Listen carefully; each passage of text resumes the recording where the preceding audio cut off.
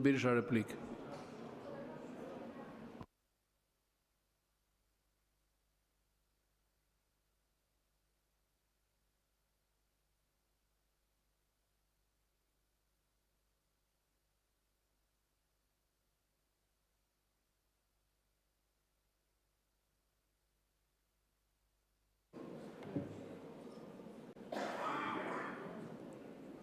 I nderuar koleg, nuk ka gjë më të pakrahasueshme dhe një mënyrë apo një tjetër mbështetje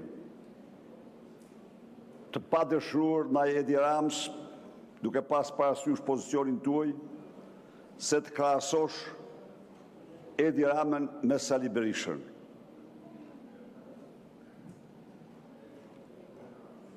Merë vetëm faktin. Ku e ke tani Edi Ramën? Ku është në këtë moment? Po bën avokatin e lubis në gjykat. Po, merë faktin. Merë vetëm dosën e Akshit. Ku me urdhër Curelit merën peng biznesmen që guxojnë të marrin pjesë në garë. Mos krahasot pa krahasueshme. Merë faktin që deklaron se unë merrem vesh shumë mirë me Vučićin, po s'merrem vesh dot me kryeministin e Kosovës për faktin e vetëm se ai s'u bindet urdhrave të Vučićit. Si mund të bësh një krahasim të tillë? Si mund të bësh?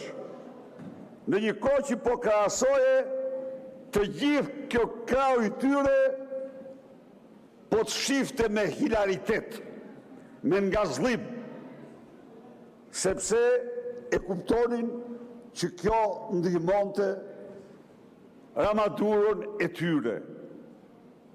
Se këta nuk është se nuk e ndjejnë barrën e tij. Këta e ndjejnë Ta mbaroj fjalën. Dhe tek dera e shtëpisë i presin, çfarë bën ju, thonë, për lubi ballukun e nxit fytyrën ju. Po këta kanë dorë. Kanë dorë vetë. Prandaj dhe mbroj. Kështu që ajo shpjegimi që dhash mediave, po unë nuk mohoj veprimet e mia. Është e vërtet, paradhësi im Fatos Nano e kishte ofruar ishullit Sazanit për treg, dhe unë vazhdova po të njëjtë gjë. Dhe në fakt, Silvio bëri një projekt jashtëzakonshëm, të shkëlqyer.